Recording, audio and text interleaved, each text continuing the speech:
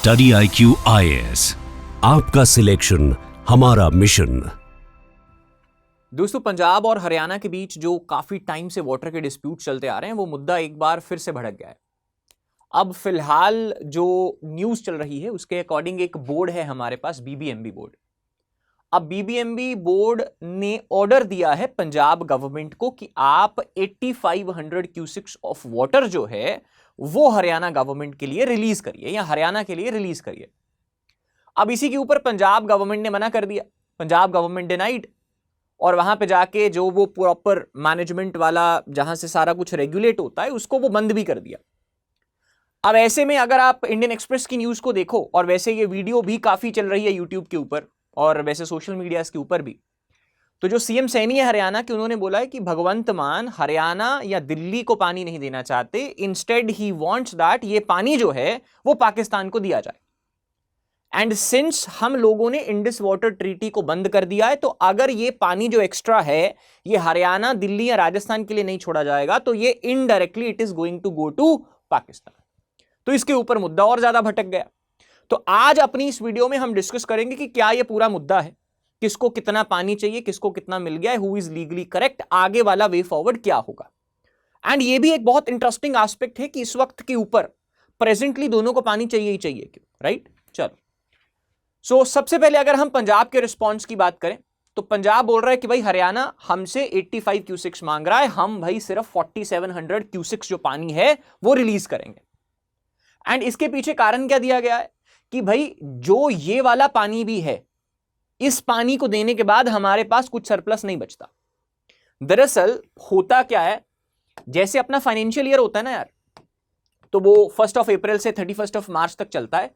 वैसे ही जो ये अपनी BBMB है, तो BBMB पानी के डिसीजन मेकिंग के लिए नंबर बताती है कि भाई इस साल ये कितना होगा, और इसका टाइम फ्रेम चलता है अपना 21 मई से लेके 21 मई तक।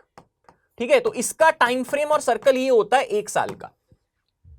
अब Punjab government is saying that कि भाई इस टाइम फ्रेम में हरियाणा को इस BBMB ने, that is Bhakra Beas management board, जितना पानी बोला था उसने अपना वो पानी मार्च के महीने में ही वो कोटा अपना खत्म कर लिया है, और पंजाब ने वो कोटा अभी तक सिर्फ 89% यूटिलाइज करा है।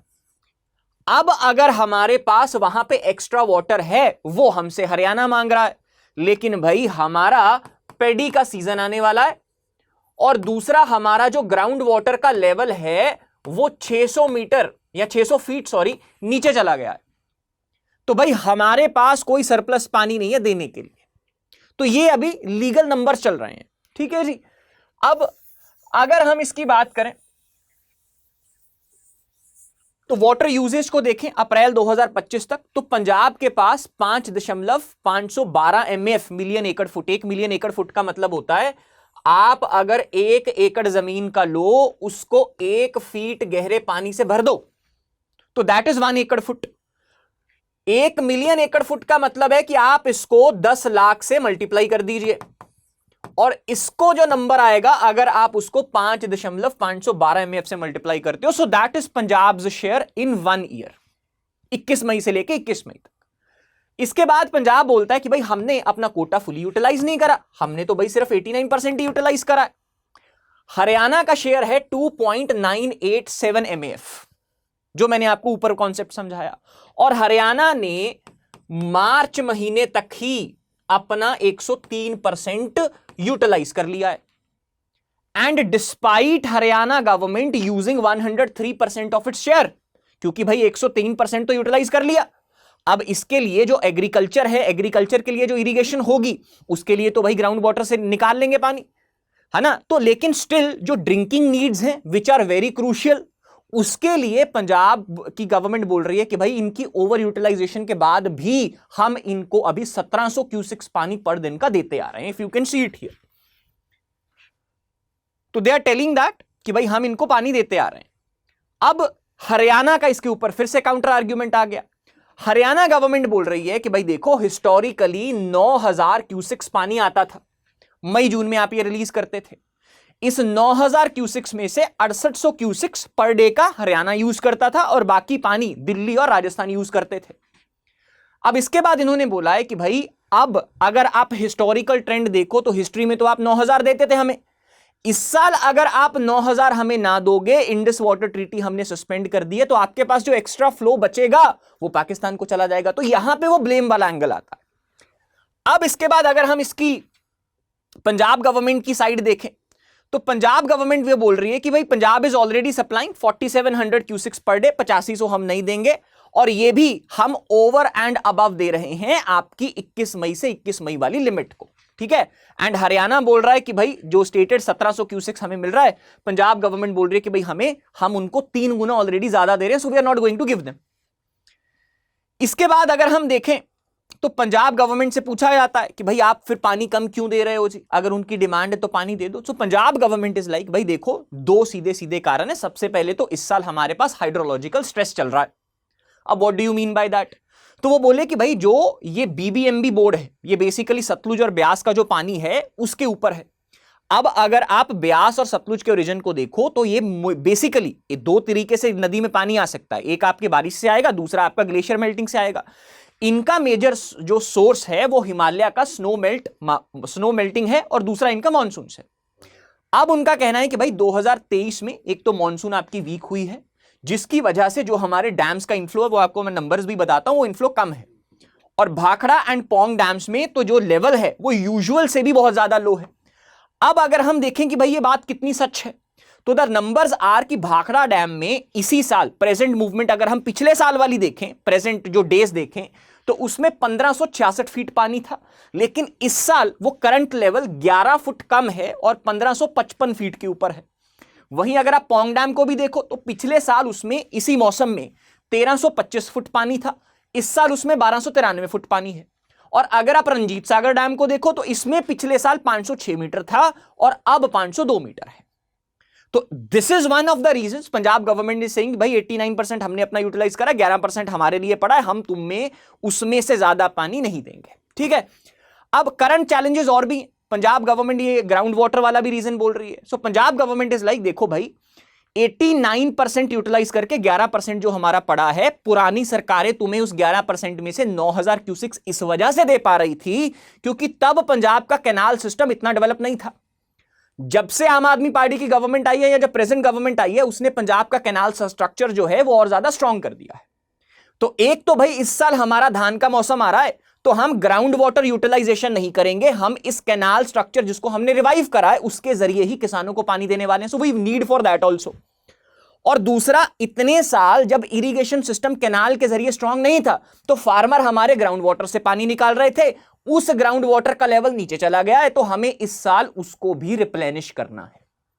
तो ये एक आर्ग्यूमेंट आया। अब इस आर्ग्यूमेंट के नंबर्स देख लेते हैं। सो पंजाब गवर्नमेंट बोल रही है कि भाई हमारा जो पंजाब का ग्राउंड वाटर, ये एक्चुअल रियलिटी भी है, पंजाब का जो ग्राउंड वाटर टेबल है वो हर साल 0.16 मीटर से नीचे डिप मार रहा है। और ये स्टैट है आपका 2018 से लेकर 2023 तक, यानी 6 साल का। 6 साल में हमें ये कंटिन्यूस नीचे को गिरता हुआ पैटर्न दिखाई दे रहा है। पंजाब के 90% ब्लॉक्स, अगर आप पंजाब को देखो उसको ब्लॉक्स में बांटा गया है ग्राउंड वाटर के लिए, 90% पंजाब के जो ग्राउंड वाटर वाले ब्लॉक्स हैं वो क्रिटिकली स्ट्रेस्ड जोन में आते हैं, यानी कि पानी ग्राउंड वाटर वहां पे बिल्कुल ही नीचे चला गया है। अब नीचे जाने से the problem becomes twofold. सबसे पहली प्रॉब्लम आती है वहां पे कैंसर प्रॉब्लम हो रही है। तो मालवा बेल्ट जो पंजाब का है वो सारे का सारा ही कैंसर बेल्ट बन चुका है, क्योंकि जितना वो वाटर लेवल नीचे जाएगा उतना ज्यादा वो रॉक्स के कांटेक्ट में आता है। अब रॉक्स के कांटेक्ट में आएगा जब, तो उसमें आर्सेनिक, कैडमियम, नाइट्रेट्स, ये सब के सब पंजाब के एक्वाफायर्स में फैल जाएंगे।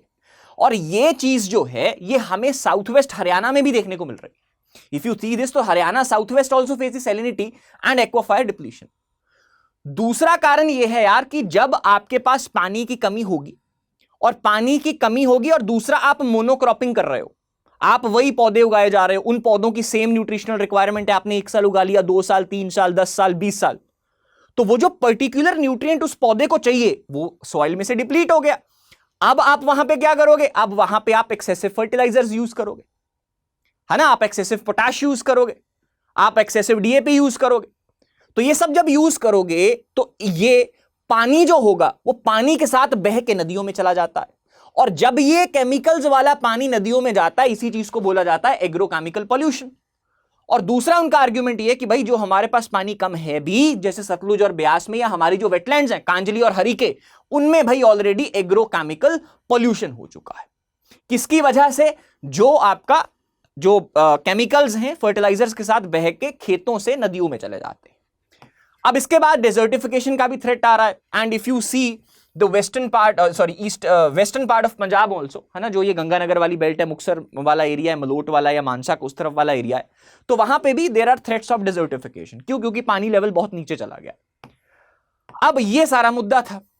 अब दोस्तों ये मुद्दा समझने के बाद कि भाई किसकी क्या डिमांड्स हैं, लीगली क्या चल रहा है, नंबर्स और फैक्ट्स क्या हैं, अब देखते हैं कि भाई संविधान क्या कहता है, इनका ये मुद्दा सुलझेगा कैसे, है ना।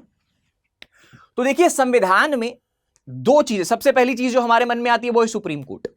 देखिए सुप्रीम कोर्ट इन मुद्दों के साथ आर्टिकल 131 के तहत डील कर सकता है, लेकिन आर्टिकल 131 की कुछ एक्सेप्शंस हैं कि कुछ मुद्दे ऐसे हैं अगर सेंटर स्टेट के बीच में या दो स्टेटों के बीच में कोई मामला होता है, वो आप 131 के अंदर सुप्रीम कोर्ट में नहीं लेके जा सकते। आइडली अगर कोई मामला होता है तो वैसे वो सुप्रीम कोर्ट ही जाता है, लेकिन इस मामले को नहीं लेके जा सकते। क्यों? क्योंकि 262 आर्टिकल में लिखा है कि ये मामला 131 के अंदर सुप्रीम कोर्ट नहीं सुनेगा। इस मामले के लिए एक सेपरेट बोर्ड बनेगा, जो बोर्ड वो हुक्म देगा उसका जो भी डिसीजन है वो फाइनल एंड बाइंडिंग होगा, वो आप चैलेंज नहीं कर सकते। तो 262 के अंदर इंटरस्टेट वाटर डिस्प्यूट्स डील होते हैं। तो क्लॉज 1 बोलता है कि पार्लियामेंट कानून के साथ एक लॉ लाके कोई भी एडजुडिकेशन के लिए कोई भी बोर्ड वगैरह बना सकता है, और जो भी पार्लियामेंट ये बनाएगा बोर्ड, उसका डिसीजन ही फाइनल होगा, वो सुप्रीम कोर्ट में चैलेंज नहीं हो सकता।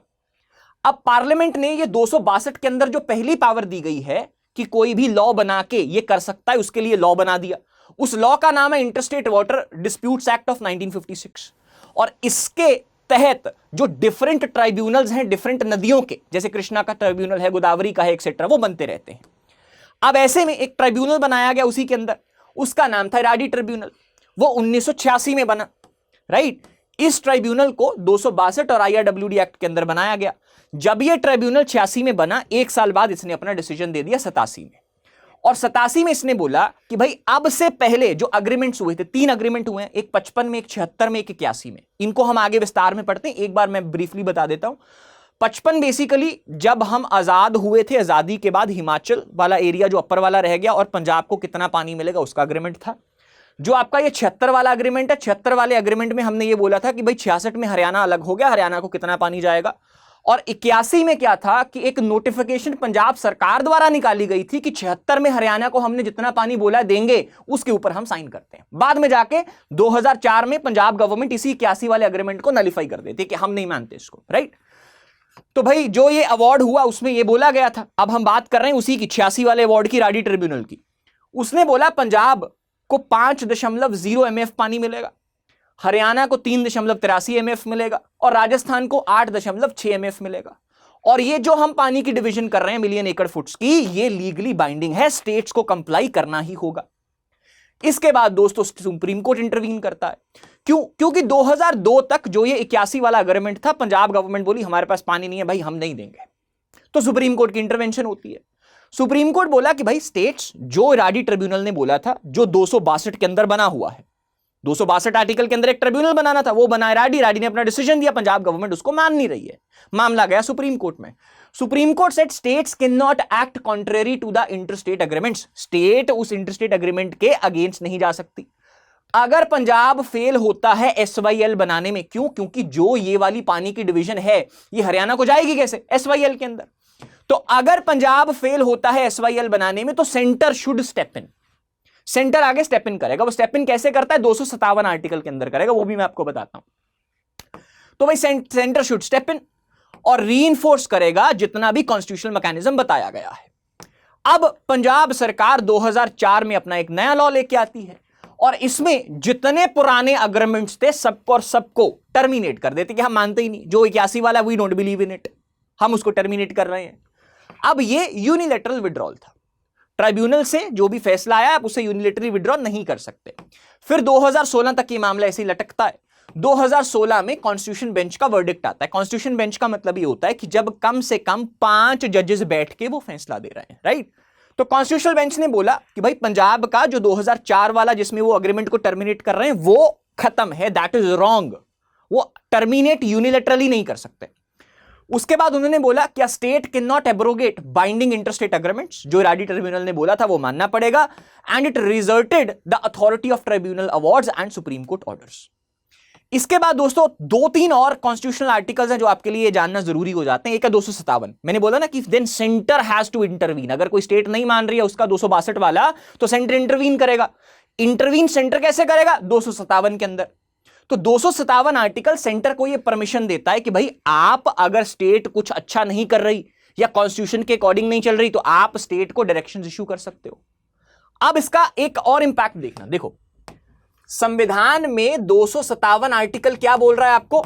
सेंटर डायरेक्शन दे सकता है स्टेट्स को, मतलब सेंटर स्टेट्स को कुछ डायरेक्शन देगा।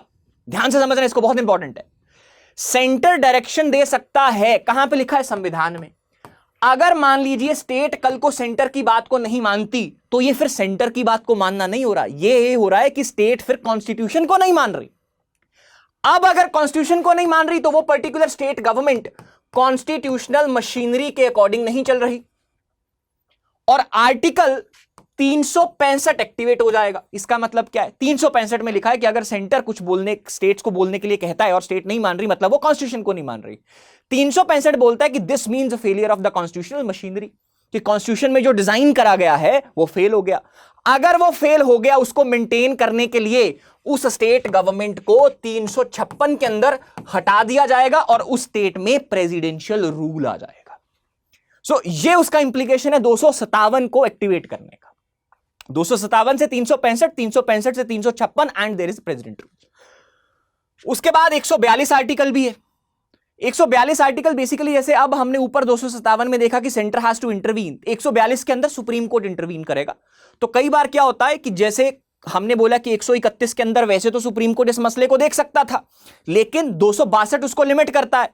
तो इन जैसी लिमिटेशंस को हटाने के लिए एक क्लॉज है संविधान में कि सुप्रीम कोर्ट को अगर कोई चीज बार करती है और सुप्रीम कोर्ट उसमें इंटरवीन करना चाहता है, क्यों? ताकि कंप्लीट जस्टिस इंश्योर किया जा सके। तो सुप्रीम कोर्ट उसमें 142 के तहत इंटरवीन कर सकता है। सो सेकंड प्रोविजन हमारे पास ये है, राइट। अब 131 के अंदर भी मैंने आपको पहले बता दिया, बट वो लिमिट करी गई है 262 के तहत। और lastly water is a state subject, है ना। अब स्टेट सब्जेक्ट है तो भाई स्टेट्स अपने रूल्स एंड रेगुलेशंस बनाएंगी, लेकिन रूल्स एंड रेगुलेशंस अगर हर एक स्टेट ने बना लिए, उन दोनों के बीच में डिस्प्यूट आ गया, वो भाई पार्लियामेंट ही सॉल्व करेगा। 262 के अंदर ये लिखी गई है बात, ठीक है। तो law making water as a subject के ऊपर स्टेट्स की है। अगर वाटर एज अ सब्जेक्ट के ऊपर दो स्टेट्स ने लॉ बना दिया और दोनों के बीच में कॉन्ट्राडिक्शन आ रही है, तो 262 के अंदर पार्लियामेंट डील करेगा।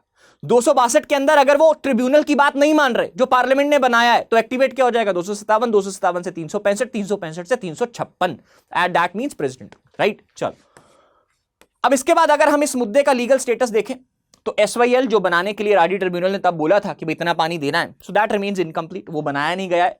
सुप्रीम कोर्ट में डिस्प्यूट चल रहा है।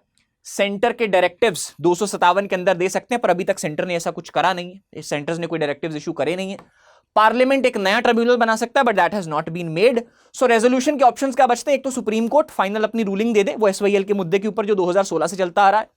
दूसरा, वॉलंटरी रीनेगोशिएशन हो जाए, स्टेट्स आप ही खुद मतलब आपस में खुद मिलकर बैठ के बातचीत कर लें। और लास्टली एक नया ट्रिब्यूनल या सेंट्रल लॉ बनाया जा सकता है, ठीक है। अब जुडिशरी के हमें ट्रेंड क्या दिखते हैं? तो देखो, जुडिशरी ने हमेशा और हमेशा जो 262 के अंदर लिखा है, यानी कि जो ट्रिब्यूनल ने बोल दिया वही फाइनल होगा। जुडिशरी का हर एक मसले में ट्रेंड ऐसा ही रहा है। उसके बाद जो ट्रिब्यूनल के अवार्ड्स हैं, जो अवार्ड का मतलब होता है ट्रिब्यूनल का डिसीजन है, वो आपको मानना पड़ेगा, ठीक है। क्यों? क्योंकि इन सब से ही जो कॉन्सेप्ट है कोऑपरेटिव फेडरलिज्म का, वो एनफोर्स होता है। स्टेट्स यूनिलैटरली कुछ नहीं कर सकते। क्यों? Article 1 says that Bharat, India that is Bharat, shall be a union of states. तो states are under the model of asymmetric federalism. हमारा फेडरलिज्म है, बट हमारा फेडरलिज्म का model is asymmetric, centre has more powers, ठीक है, उस वजह से।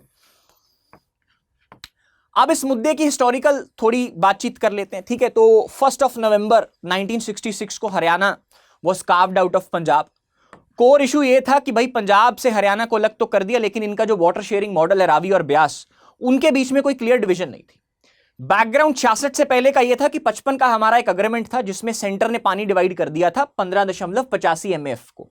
तो रावी ब्यास का उस वक्त का 15.85 MF पानी था, जिसमें से पंजाब को 7.2 MF मिला, राजस्थान को 8 MF मिला और जम्मू कश्मीर को 0.65 मिला। उसके बाद 76 में नोटिफिकेशन आई हरियाणा को, क्योंकि अभी देखो इसमें एक 66 ईयर आ जाएगा, तो हरियाणा अलग से कार्व आउट हो गया, हिमाचल अलग से कार्व आउट हो गया।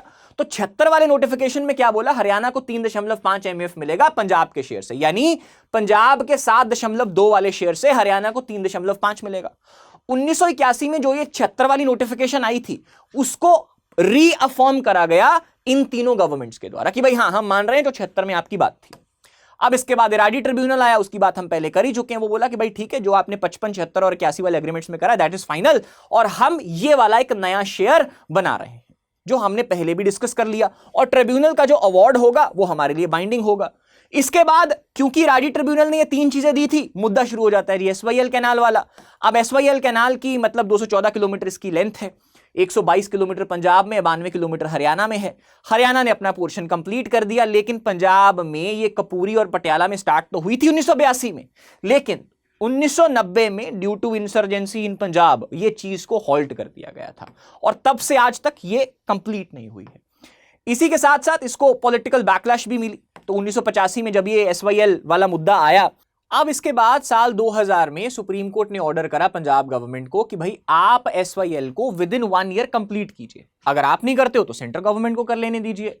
अब कोर्ट ने तब नोट करा कि भाई 700 करोड़ रुपए के आसपास की जो रकम है वो SYL के ऑलरेडी ऊपर स्पेंड हो चुकी है, एंड अग्रीमेंट्स जो एक बार आपने एंटर कर लिए अंडर 262 के अंदर वाला जो ट्रिब्यूनल बना है, उसके अंदर आपने एक बार एग्रीमेंट एंटर कर लिया, आप यूनिलेटरली उसको रिवोक नहीं कर सकते।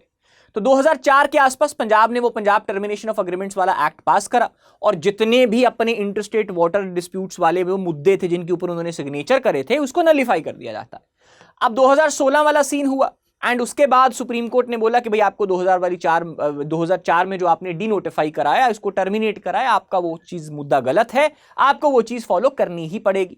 और पंजाब ने काउंटर मूव करा, पंजाब ने जो लैंड एक्वायर करी थी SYL कैनाल के लिए, उसको डी नोटिफाई कर दिया कि हमने एक्वायर ही नहीं करी लैंड, राइट। अब रीसेंट डेवलपमेंट्स की बात करें तो भाई कैनाल अभी तक इनकम्प्लीट है। 2022 में सुप्रीम कोर्ट ने सेंटर को बोला था कि भाई आप मीडिएट करिए, लेकिन सीएम लेवल टॉक्स वगैरह हुई दिसंबर 2023 में, लेकिन वो फेल हो गई। तो लेट 2023 में सेंटर ने सुप्रीम कोर्ट को इन्फॉर्म किया कि भाई देखो, अब फिलहाल जितना हमने ट्राई करना था हम कर चुके हैं, लेकिन इन दोनों स्टेट्स के बीच में जो नेगोशिएशंस हैं वो एक डेडलॉक के ऊपर पहुंच चुकी हैं। अब इसके बाद दोस्तों अगर हम वे फॉरवर्ड की बात करें तो देखिए, सबसे पहले हमारे पास कुछ लीगल एंड इंस्टीट्यूशनल सॉल्यूशंस हैं, जिसमें सबसे पहले हमारे पास सुप्रीम कोर्ट आ जाएगा, we have a formal arbitrator, है ना। उसके बाद it can impose the deadlines also, या कुछ मेडिएशन के मैकेनिज्म्स के जरिए इन दोनों का मुद्दा सुलझाना पड़ेगा। ट्रिब्यूनल्स भी मतलब हैं, लेकिन उनके डिसीजंस बाइंडिंग भी थे, but still the governments are not at all focusing upon it. अब सेंटर का रोल ये रह सकता है कि एक इंटरस्टेट काउंसिल को बुलाए, और इंटरस्टेट काउंसिल को बुला के कोई मुद्दा सुलझाने की कोशिश करे। अगर ये नहीं होता तो देन आर्टिकल 257 के अंदर सेंटर इज ऑलरेडी एम्पावर्ड कि भाई वो पॉलिटिकल मुद्दों को साइड में रख के जो भी एक रैशनल कदम बनता है वो उठा सकता है। इसके बाद दोस्तों सबसे इंपॉर्टेंट जो चीज है, हमें technical measures and infrastructure reforms को भी देखना होगा, क्योंकि ये पानी का मुद्दा ऐसे ही एक दिन में नहीं शुरू हो जाता। देखिए वहां पे दोनों स्टेट्स में, चाहे पंजाब की बात है चाहे हरियाणा की बात है, बोथ द स्टेट्स उनका ग्राउंड वाटर लेवल नीचे है। पंजाब में ऑलरेडी ये काम ऑनगोइंग एफर्ट शुरू हो चुके हैं इसको रिवाइव करने के लिए, जैसे 3960 रिचार्ज स्ट्रक्चर्स बनाए गए हैं जल जीवन मिशन के अंदर। हरियाणा में भी जो अपना IWRAP इनिशिएटिव है उसके अंदर वेस्ट वाटर को ट्रीट करके अभी तक लगभग 15,000 प्लस करोड़ लीटर पानी को रिचार्ज कर दिया गया है। इसके बाद हमारे पास कुछ टेक्निकल इंटरवेंशंस भी, हमारे जो अपना कैनाल सिस्टम उसे रिजुविनेट करना होगा ताकि ग्राउंड वाटर पानी नीचे ना जाए, जिसको बाद में रिप्लेनिश करने के लिए हमें हर साल एक्स्ट्रा पानी की जरूरत ना पड़े। दूसरा, हम ड्रिप और स्प्रिंकलर इरिगेशन वहां पे यूज कर सकते हैं, रेन वाटर हार्वेस्टिंग यूज हो सकती है, रिमोट सेंसिंग से हम जो इलीगल ट्यूबवेल्स का यूज हो रहा है उसके ऊपर टैप अप कर सकते हैं। और लास्टली यहाँ पे जो सबसे इंपॉर्टेंट चीज है कि ओवर ग्राउंड वाटर यूटिलाइजेशन क्यों हो रही है, फ्री की इलेक्ट्रिसिटी की वजह से, तो उन फ्रीबीज के ऊपर भी सरकार को कुछ कदम उठाने होंगे। लास्टली एग्रीकल्चर के क्षेत्र में भी एक पंच फाउंडेशन करके है, उनका भी एक अच्छा वे फॉरवर्ड है, रिकमेंडेशन है, ही सेइंग दैट कि एमएसपी का जो प्रोक्योरमेंट है, और वो भी पेडी और राइस के लिए, वीट के लिए, वो आप सिर्फ उन फार्मर्स तक लिमिट कर दीजिए जिनके पास जमीन 2 हेक्टेयर से कम है, ताकि जो बड़ी जमीन वाले फार्मर्स हैं वो कल को जाके क्रॉप डाइवर्सिफिकेशन की तरफ शिफ्ट कर सके और हमें पानी की जरूरत जो है वो कम पड़े। इसके बाद इलेक्ट्रिसिटी में रिफॉर्म हमें लाना पड़ेगा, जैसे हमने पहले बात करी। एंड स्ट्रक्चरल रिफॉर्म्स में भी हमें विलेज पॉन्ड्स को फिर से बनाना पड़ेगा। जैसे पंजाब वाले एरिया में पहले छप्पड़ हुआ करते थे तो वो ऑटोमेटिकली रिचार्जिंग का काम करते थे, आज वो नहीं है। तो हमें उन एक्वाफायर्स को भी वापस से रिवाइव करना होगा। एग्रो फॉरेस्ट्री जैसे पॉपुलर हो गया, यूकलिप्टस हो गया, उन्हें प्रमोट करना होगा। ग्राउंड वाटर की राइट्स और मार्केट्स को इक्विटेबल एक्सेस देनी होगी, है ना। तो this all has to be done. और इसका एस्टिमेटेड इंपैक्ट ये बताया जा रहा है कि भाई अगर हमने ये सिर्फ मोनोक्रॉपिंग की जगह क्रॉप डाइवर्सिफिकेशन ही कर ली तो every year we will be able to save around 7.9 billion cubic metres of water per year. ठीक है। Hence, Dr. Sehat Singh है पंच फाउंडेशन से, his conclusion is that legal clarity alone won't solve it. Without conservation, crop change and trust, any agreement may collapse again. ठीक है। तो हमें इस अग्रीमेंट को सुलझाने के टाइम लीगल एक्शन से ज्यादा प्रिकॉशनरी मेजर्स के ऊपर भी ध्यान देना होगा। So in the end this was the analysis. अब if you want to download the PDF of this, I'll put it on my Telegram channel GS_Gill UPSC. आप वहां से जाके इसको डाउनलोड कर सकते हो। So that was analysis for today's video. I hope you like it. अब आपके क्या विचार हैं इसके ऊपर कमेंट सेक्शन में जरूर बताइएगा। जल्द मिलते हैं एक नई वीडियो के साथ। Thank you so much. Study IQ IAS, आपका सिलेक्शन हमारा मिशन।